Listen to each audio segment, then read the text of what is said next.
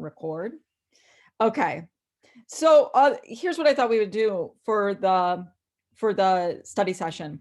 First, I thought we would look at the expectations for the exam, and then we'll open it up to see if you guys have any specific questions about the content for the exam. And then if we have remaining time, we can actually take a look at the questions for the exam. You'll be receiving the questions today at 2 o'clock. And so, we'll take a look at them and see once you examine the questions, whether or not you have any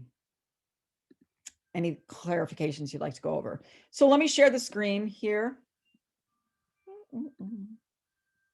All right, and bring up a course. Okay, I'm assuming that you can see that. If you can't see it, let me know. All right, so if you scroll down to where we are, this is where we are. And so the first thing I want you to do is to make sure that you take a look at the midterm exam information. That's what we're going to look at today. But then once the questions are available, then you click on midterm exam and you'll see a box that looks like this. And then it, reiterates some of the information that was on the previous slide about the general information about the midterm exam. But that most importantly, if you click here, then that's where you download the exam. Okay. And so that will be available to you at 2 p.m. And we'll take a look at those questions in a moment. So here are my expectations. Hopefully you've gotten a chance to take a look at it, but if you haven't, that's okay. And it's good to kind of go over it. So the midterm exam is worth 16% of your overall grade. It's worth 160 points.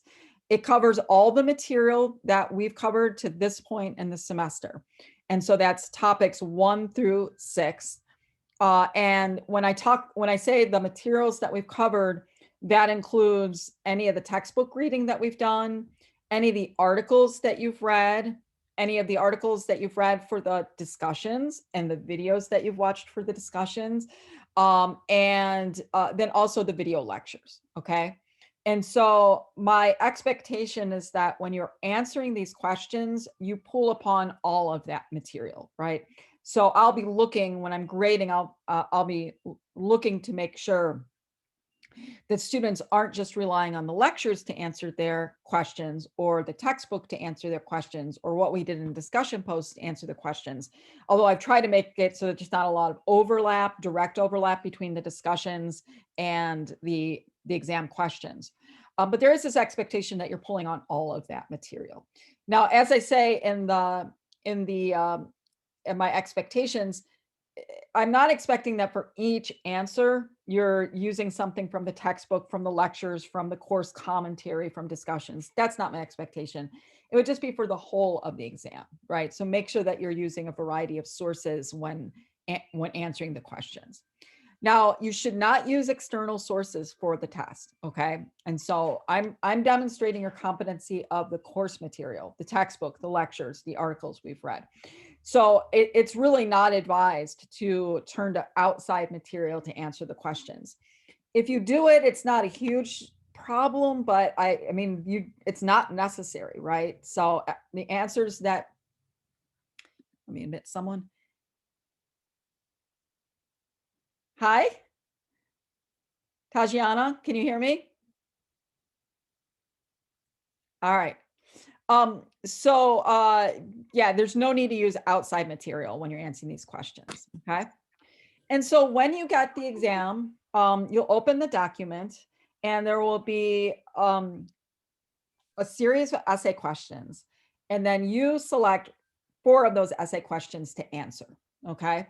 And so that don't answer all 6 because I will just grade the first 4 that you answer, okay?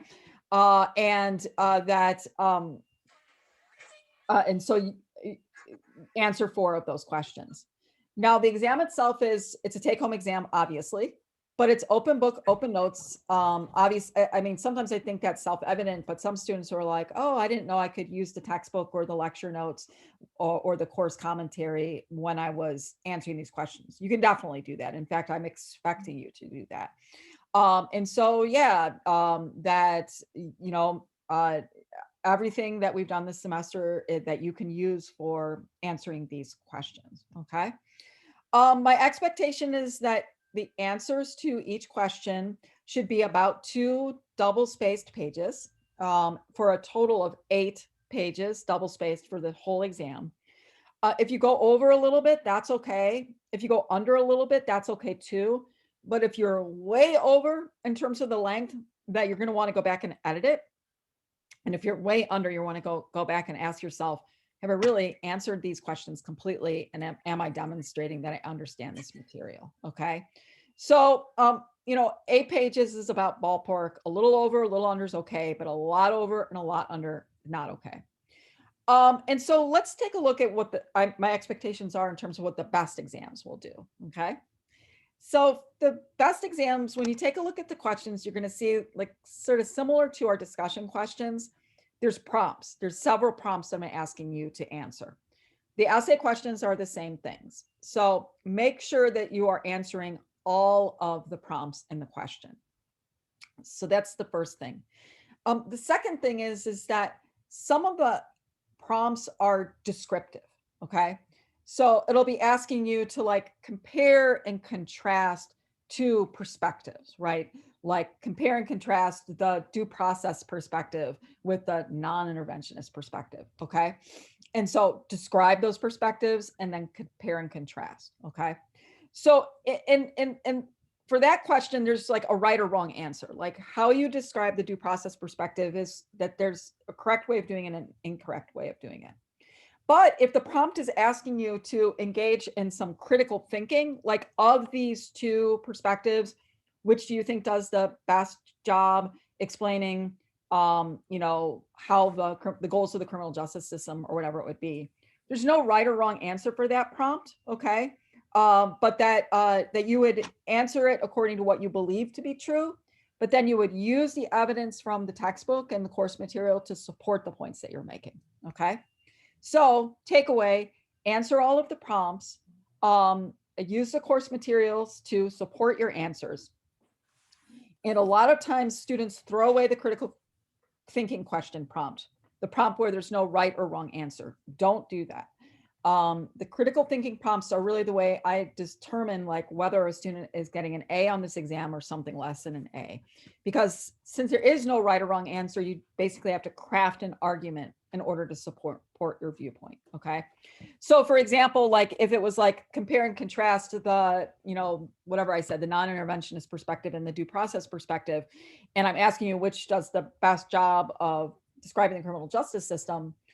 I mean, if you said, well, the non-interventionist perspective, because it seems to make a lot of sense and it's easy to understand. No. That's not going to be enough. You're going to want to actually craft an argument. Okay. The other aspects of the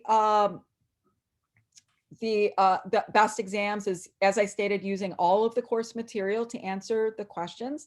You don't have to do it for each question, but when you look at the exam on the whole, make sure that you're pulling upon the textbook, make sure you're pulling upon the course commentary, articles, and the lectures as well. Don't just rely on one, okay?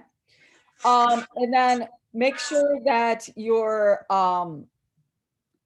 proofread your work. So make sure that it's easy to follow and understand, because I don't want to have to be dealing with a bunch of typos and hard to understand. Like, make sure that you're clearly communicating your ideas.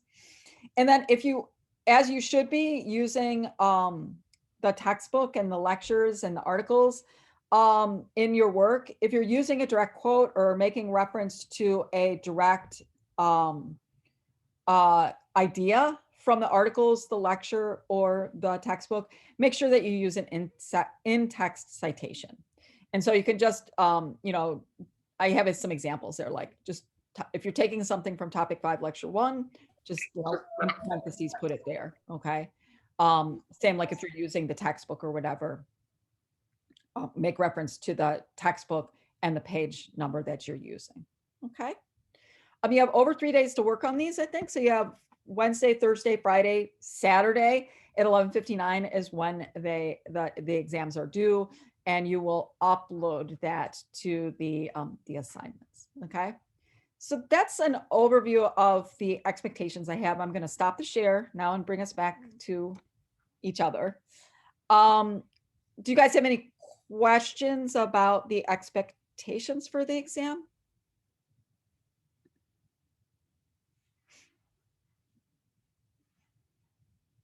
Nope, sounds good. Okay. Anybody else?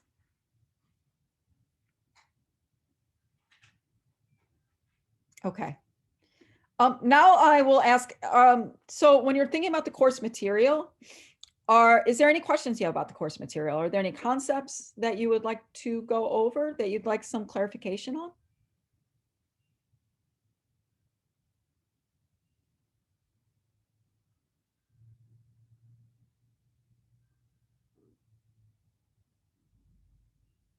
And if you don't have your mic on, you can put it in the chat box.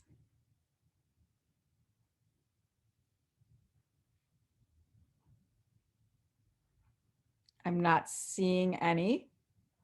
Do you guys want to go ahead and look at the questions then and kind of walk through the questions, and maybe that seeing the questions for the exam will kind of help spur any clarifications that you might need? Somebody put in the chat if they'd like to do that. Yeah, that might help. Okay, cool. Let's do that. All right, so let me share my screen. Hold on just for 1 second. Oh, since I can't minimize. Okay, share my screen. Oh, okay. There we go. Where's your guys' midterm exam? It's right here. Okay. So here is the midterm exam. This is what you're going to be seeing in a few minutes. You're seeing it right now. Hopefully that's big enough that you can see it. Just one thing I want to make sure that when you get the exam and you open it, download it to your desktop hard drive or to your zip drive, name it, okay? Like put your last name and then POL 120 or whatever, and then save it at the start. I've had students in the past, as they're working on the exam, they forget to save it and then they can't find it. So make sure that that should be the first step that you do, okay? The other step is that I want you to submit this as one document. I don't want you to submit 4 individual documents for each question. Just submit it as one document. And so when you're doing that, what you can do is once you save the questions, that you can just, I want you to, as it says there, make sure to include the question at the start of each answer. And so you can just work off of this document, okay? And for a question that you're not answering, either skip over it or delete the question and move on to the next one, okay? And then submit it as one whole document. So let's take a look at the questions I'm going to be asking you. Okay. So the first question has to do with the formal criminal justice process. And we did that. We learned about it in lecture and in the textbook. And you also had that extra credit assignment where it's like, it showed the 4 stages of the formal criminal justice process, and then you put the steps into each of the stages, okay? So for this question, what I want you to do is I want you to briefly describe the 4 stages of the criminal justice process, okay? You don't need to explain each step in the stage, but just summarize the goal and purpose of each stage, right? So for example, the police stage or the trial stage, okay? So the first thing I want you to do is I want you to briefly describe the goals and purposes of each stage, okay? Then the next thing I want you to do is I want you to evaluate the steps associated with each stage. As it says there, crucial decisions are made in each stage and each step in the stage, okay? And so to help you critically think about those steps, I want you to identify one step in each stage that you believe is most essential for achieving the goals of that stage, and more broadly, the goals of the criminal justice system. And so, for example, there are 4 steps in the police stage, okay? It starts with initial contact, okay? It ends with custody. So of these 4 steps, which one do you think is the most important step for policing? Why is this step the most essential? Provide an argument for your choice, okay? And so again, there's no right or wrong answer in that. I think an argument can be made for each of those steps being most essential, but I want you to say of the 4, which do you think is most essential, and make a case. Now, make sure that you identify a step for each of the 4 stages, okay? So police stage, a step, prosecutor stage, a step, and so on. So, and don't choose more than one step, okay? You can say why you think this step is like, important, but another step comes in close second. But I just don't want you to like regurgitate, this is what happens in initial contact, this is what happens in investigation, etc. Okay? And so that's the first question. Do you guys have any questions about that question?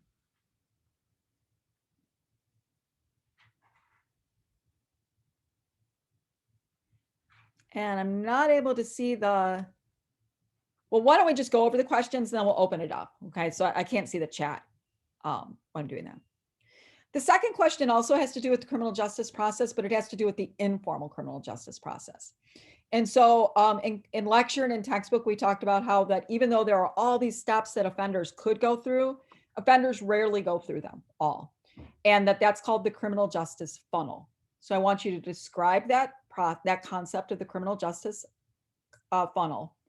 And then I want you to explain the role that both the courtroom work group and the criminal justice wedding cake play in the criminal justice funnel. In other words, how does the courtroom work group help to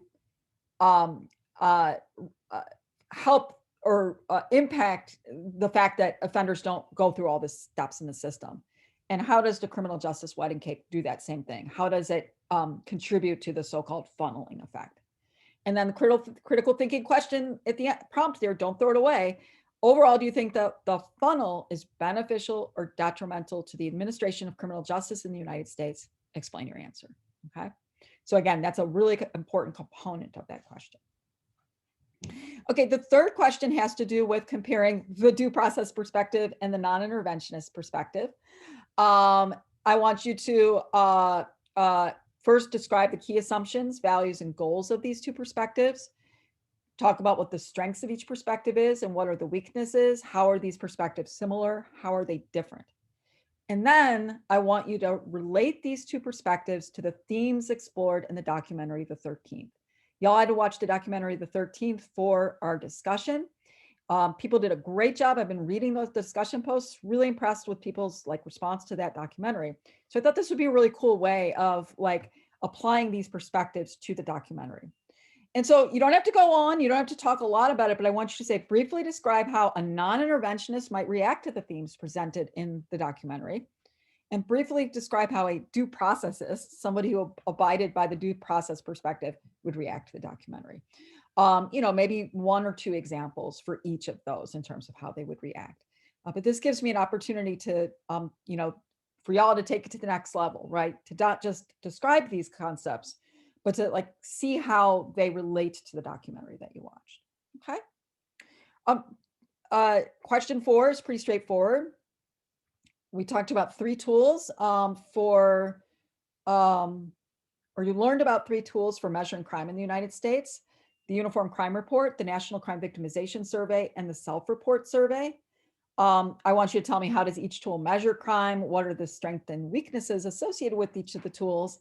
And if you could only use one tool, I know that's ridiculous, but it forces you to sort of think critically. Which tool would you choose and why? Okay. And again, there's no right or wrong answer to that. You make an argument for that. In lecture, we talked about Uniform Crime Report and National Crime Victimization Survey. They talk about self-report surveys, and we may have touched upon it in lecture. I can't remember, but they talk about those in the textbook as well. That's question 4. Question 5 is comparing the sociological and rational choice theories of crime. For each perspective, address how these perspectives explain why people commit crimes and how best to reduce or prevent crime. How are these similar? How are they different? And of the 2, which do you think provides a better understanding of why people commit crimes? Explain your answers. And hint, sociological theory has 2 branches: sociological structure and sociological process. I would expect you to describe both of those branches, okay, in your answer. Okay, so just a little bit of a hint there. And then here's where things get a little tricky, but not too tricky. I told you from that extra credit assignment you could do about actus reus and also justification, excuse, defenses, that if you filled out that extra credit sheet, and I'll be giving feedback on those this afternoon, that could set you up for a question for the midterm exam. And so it has. So for the sixth question, you can choose either 6A or 6B. You can't do both 6A and 6B. You could opt out of either of these questions because you only need to answer a total of 4 questions for the exam, okay? But you can only do one or the other. And so the first one is it's like the extra credit assignment, that for a person to be found guilty of a crime, a prosecutor has to prove beyond a reasonable doubt the elements of the crime, actus reus, mens rea, etc. And so first identify and describe the elements, and then next pretend you're a prosecutor, and there's a hypothetical at the end that you read, and then you, like you did for your extra credit assignment, you keeping in mind each element of the crime, prove to me, the jury, beyond a reasonable doubt that the defendant is guilty of murder in the first degree. And we'll take a brief look at the hypothetical in a second. 6B is where you act like the prosecutor. That first you explain the excuse and justification defenses, and then briefly describing the main defenses in each of these categories. You don't have to go on and provide a lot of detail. Okay, summarizing is good. And then next, pretend you're a defense attorney. Your client has been charged with murder, see below, and to describe one specific excuse defense and one specific justification defense that you think could raise doubt about the claim that your client has been charged, that raised doubt about the charge of murder in the first degree. In addition, you can also refute actus reus if so inclined. Okay. And so the hypothetical is kind of an interesting hypothetical. It's about a 16-year-old kid, Eric Smith. He's been taking care of his dad, Joseph, for many years. His dad has multiple sclerosis. He is really declining in his abilities. And Eric is really overwhelmed with his caretaking responsibilities. His dad is wants to kill himself, but he doesn't have the physical ability to do it. And so he's asking over and over again for Joseph to kill him, to crush up some drugs, put it in his yogurt, and to end his life, because he doesn't want to be sent to a human warehouse, a nursing home. And then one day they find the dad, Joseph Smith, found dead at home. There's crushed up drugs of a lethal level in his yogurt, and his son Eric is arrested and charged with first-degree intentional homicide. So there's obviously more details that you'll want to read through, but that is the hypothetical that you can use. All right, so I'm going to stop the share and bring it back to y'all. So what do you think about the questions? Freaked out? Overwhelmed? Do they seem doable? Feel free to unmute yourself.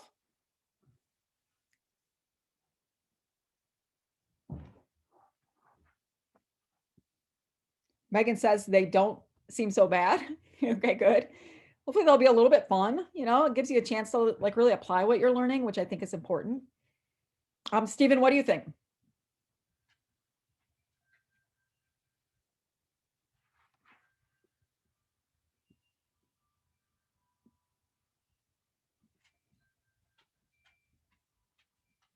You're a bit worried about writing 2 pages for each. Okay, that's actually a good question. So what I always tell my students is it's not about the length of the answer, it's about the quality of the answer. And so, if I don't give a ballpark page, students freak out. They're like, what's the length? Tell me the length. And so I give them a length. I'm like, 2 pages for each answer. Okay. But what I'm really looking for is you answering those questions, demonstrating like you fully answer the questions, that you demonstrate competency of the course material, and that you're applying critical thinking skills to thinking about what you're learning in class. If you're a really good, concise writer, you may be able to do that in less than 2 pages. If you're giving me a lot more than 2 pages, you're going to want to go in and, edit out some stuff. Sometimes students, what I see students doing is that students will tell me everything they know about something, and that's not necessary. Okay. So for example, with the formal criminal justice process, you don't have to, tell me all the steps and all the stages, just, answer the question. Okay. That, when it comes to the excuse defenses, right? or actus reus, right? You don't have to tell me every aspect of mens rea or every aspect of actus reus, right? I'm not asking you to repeat what's in the textbook, summarize what's in the textbook. Your job to pick out what's most important, right? And so if you're able to answer these questions in a page, I think it would be difficult, but don't get freaked out about the length of the answer. Be concerned about like the quality of your answer. And if the quality is good, then you'll do good on the test. What do you think about that, Stephen?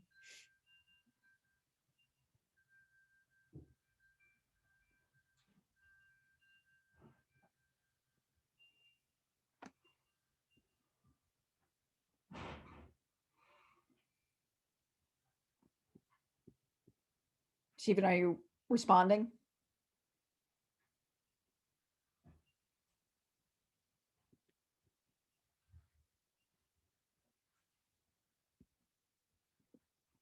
Okay, not seeing a response from Stephen. Tatiana, what do you think? What's your response to the questions? You can unmute yourself and talk.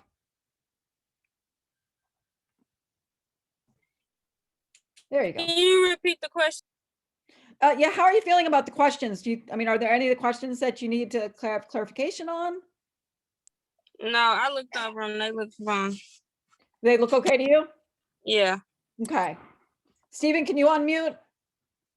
You still there? Oh yeah, sorry, my internet was being a bit weird there. You were asking about the questions? Yeah, well, and also about the answer about the length. You said you were a little bit worried about the 2 pages. Did you hear what my response was? Yeah, you heard you responded with how you just wanted to give a ballpark, and if you're a concise writer, as long as it's of quality and you clearly read the question and answered it correctly, it should be fine. Yeah. Yeah, I was just a bit worried that it was going to be like you have to fill out the entire page, and I'm just trying to stretch out the conversation to that point. I No. was worried that that would happen. Yeah, don't feel like you have to do that. I mean, it's like if you feel like, boy, I answered this question and I've demonstrated that I understand this material and I'm thinking critically and I'm developing a good argument to support my critical thinking prompts, that should be fine. Don't just write stuff to write stuff, right? That's actually bad. I mean, you know what I mean? Like just because like, oh, it has to be 2 pages, I better say a bunch of extraneous, unrelated stuff. Yeah, that's not helpful. And Megan, how's it? Are you good? You feel good? All right, cool. All right, well, unless you guys have any additional questions, then we'll just bring the meeting to an end. I will record this and post it on the Canvas site so people can take a look at it who are unable to attend. And as you're working on the exam, if you are coming across any need for clarification, don't hesitate to drop me an email or a text. Okay, I'd be more than happy to help you with that. All right, thanks a lot for attending. I'll see you guys later.